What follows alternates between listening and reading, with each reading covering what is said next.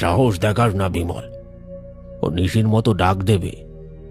একবার ওর মিষ্টি কান্না শুনলে তোর আর ফেরার পথ থাকবে না। বিমল একজন যুক্তিবাদী মানুষ। ভূত প্রেত অলৌকিকতা এসবে কোনো বিশ্বাস নেই তার। সে মনে করে এসব কেবলই মানুষের কল্পনা আর অন্ধবিশ্বাস। আজ সে ঠিক করেছে গ্রামের সবাইকে প্রমাণ করে দেবে শ্মশানে কোনো ভূত নেই। লণ্ঠনটা হাতে নিয়ে সে এগিয়ে চলেছে অন্ধকার রাতের পথে। বাতাসে শ্মশানের গন্ধ আর দূরে শেয়ালের ডাক। বিমলের চোখ দুটো তীক্ষ্ণ, দৃঢ় সংকল্পে ভরা। হঠাৎ পথটা বাঁক নিল।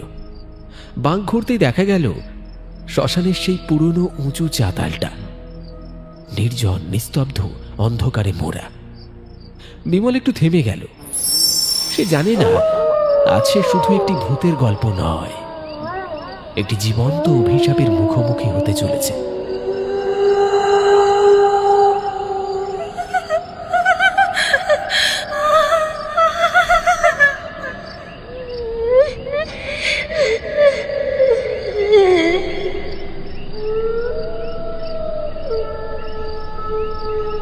ধুর, কোথায় কি!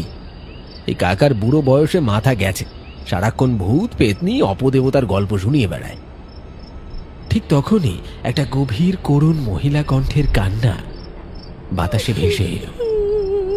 কান্নাটা যেন খুব কাছ থেকেই আসছে, ওই নদীর দিক থেকে।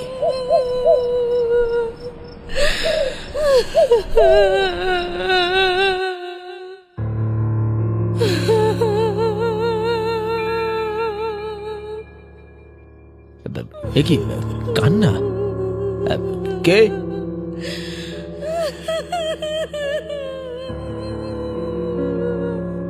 কে কাঁদছে এত রাতে?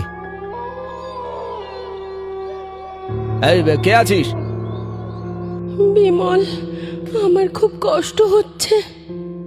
বিমল, আমায় এখান থেকে উদ্ধার করো।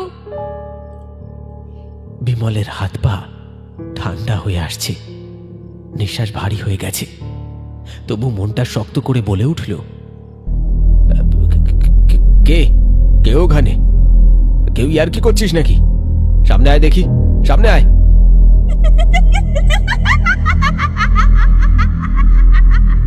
বিমল দ্রুত পায়ে শ্মশানের ঘাটের দিকে এগিয়ে গেল। কুয়াশার মধ্যে নদীর জল দেখা যাচ্ছে। সেখানে একটি অর্ধ দগ্ধ চিতার কাঠ তখনও পড়ে আছে, আর জলের কিনারে একটি লম্বা চুলওয়ালা মহিলা বসে আছে